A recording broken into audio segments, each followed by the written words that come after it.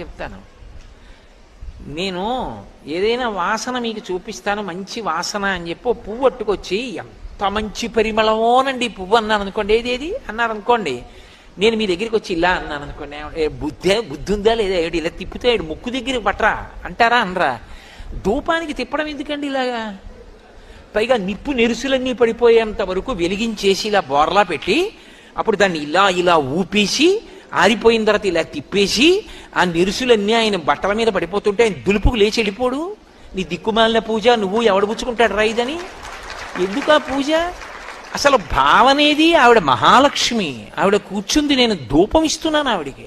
కాబట్టి ఎక్కువ అగ్నిహోత్రం లేకుండా ఒక్కసారి ముక్కు దగ్గర ఇలా పెట్టి తీసేస్తే అది పొగ, అదేం పుస్తకం కాదు అక్కడే ఉండిపోవడానికి, అది అలా ముందుకు వెడుతుంది కాబట్టి వాసన వస్తుంది. నా ముక్కులో పెట్టక్కర్లేదు అగరత్తో, ఇలా ముక్కు దగ్గర పెట్టి తీసేస్తే చాలా పొగ వాసన